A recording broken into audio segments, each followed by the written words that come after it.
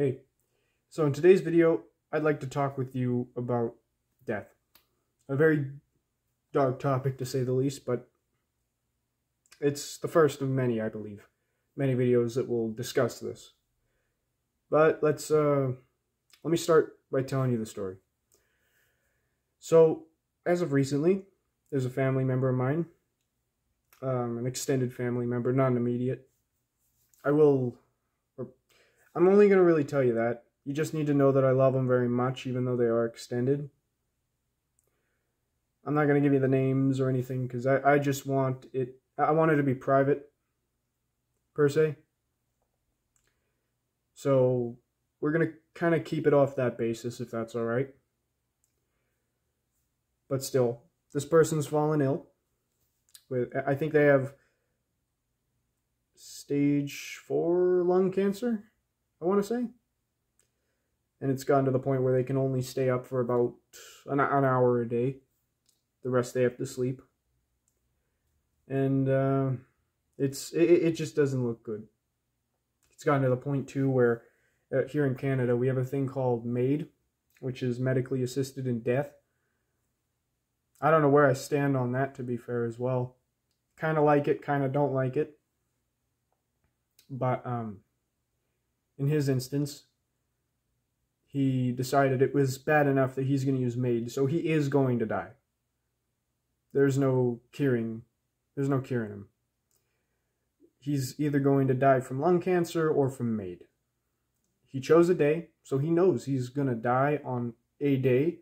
I think it's this week, it might be next week, but he's going to die pretty soon.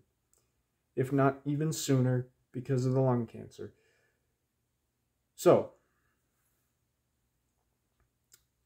basically, this has given him an amount of time, a short kind of amount of time, but still an amount of time to wrap up his life, which is kind of the lesson that we're going to speak of today. The lesson being, well, both of them being kind of to live your life to the most, to the best, with the most adventure, with every opportunity taken, and then to make sure you die with no regrets. So, I'm going to continue with the story before I get too deep into that, though, so we can get the basis. So, how does he do this exactly? Well, he lived his life like 1,000 miles a minute. It's crazy. He used to do a lot of stuff. He still did a lot of stuff. And it ended up in a lot of adventure, a lot of good things, a lot of bad things, a lot of pain, and a lot of bliss, per se.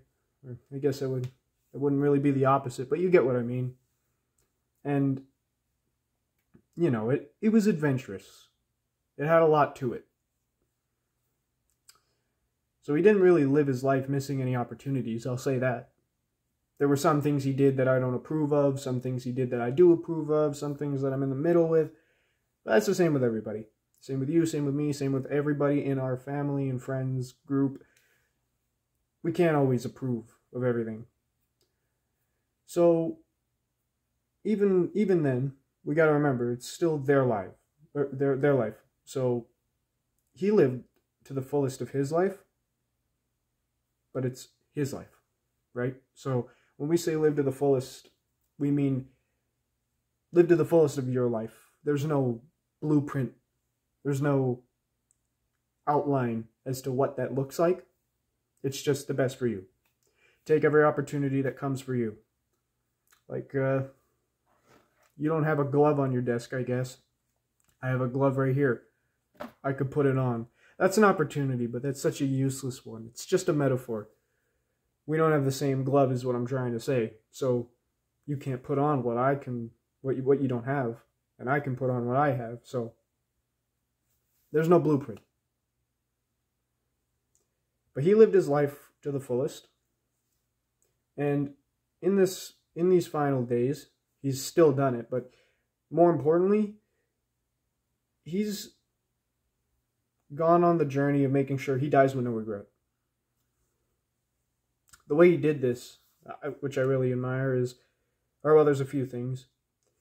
There's some people in our family who had a harmed relationship with him, to say the least. I won't get too into it, of course, but it was harmed, and he apologized for things that he did do and he didn't do, or things that he was in the right for or the wrong for. He apologized for all that stuff, and he fixed his relationship temporarily, per se, I guess, with the people who he had harmed it with. And you know, he sent them gifts and like handmade gifts, and he just sent them kind words, his final words, made sure everybody knows that he loves them, even though some of them were on good terms, some of them were on bad terms, but every single person ended up on good terms in these final days, and still are on good terms in these final days. He made sure of it. I'd tell you more, but I want to keep that private. That's my life. You don't need to know everything, so just go off that kind of premise for now. Anyway, he did that, and as I said, he told everybody his last words to them. I didn't get to really speak to him because he's only up an hour a day, and he's spending most of his time with immediate family, but for me and my brothers, he told my mom to tell us his final words to us, per se. And that's enough. He's in a condition.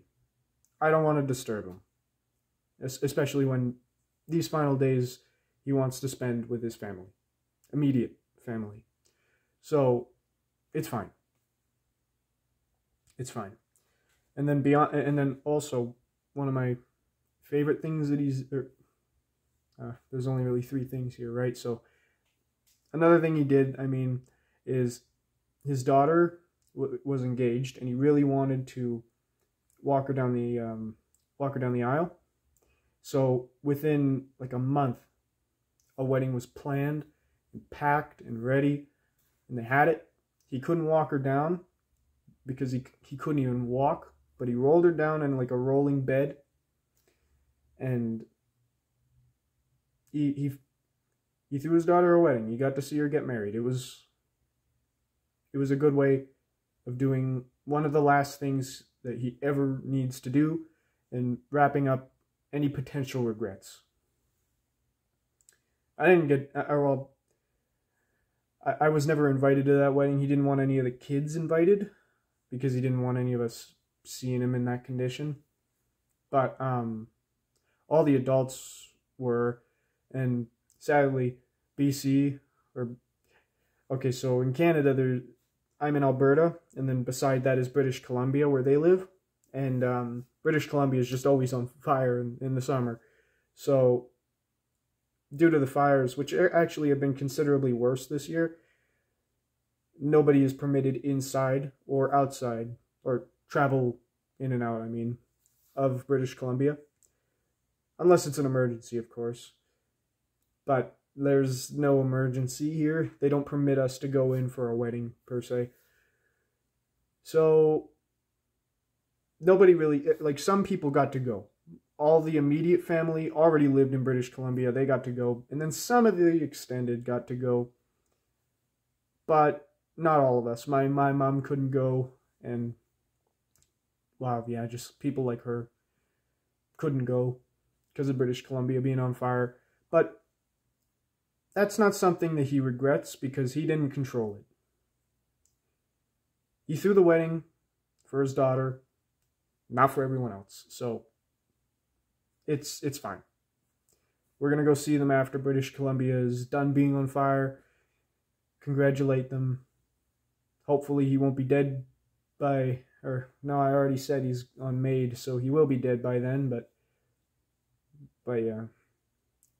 So the point is, I want you to look at how he ended his days and how he lived his life. I'm not going to give you his life story, of course, but I'm saying roughly that he lived in the most. And with that information, I want you to look at everything that I just said and remember it. Think about it. Do you live your life to the most? Do you live your life making sure that people know what you think of them? and putting away grudges, fixing relationships, fixing regrets, doing things before you will regret not doing them? Do you live your life like that? We could die at any moment, any day, any second, any way. I could die in here right now.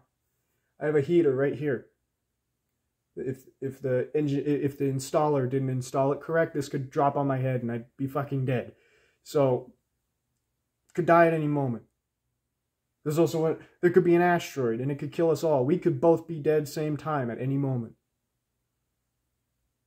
So my point is, do you live your life like that, knowing that you could die at any moment? So I will act as if this is my final moment. Instead of saying fuck you to someone, what if you just stay quiet? Sometimes my brother pisses me off.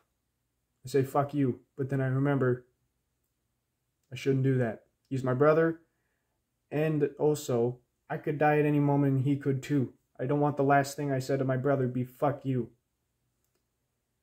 And of course, I'm not saying I'm perfect. I still do this. I'll say fuck you, and then I'll go downstairs or go to my room and I'll sit there for a minute and I'll remember, wait, I didn't apply what I've been trying to apply, which is living like it's the last moment.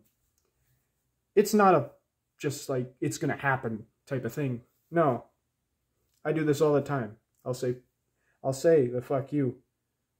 And then I'll go down, remember, and then I'll go back up and apologize. So it's not perfect, but try to catch yourself and try to live your life properly in that way. Beyond that, beyond all that stuff, I just think that's the key. Sorry. It's just a process of formulating, you know. Regardless, I just mean, this is what we can learn from my family member's death.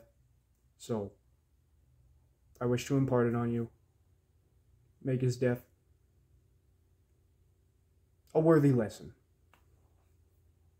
Anyway, I'm going to get to it.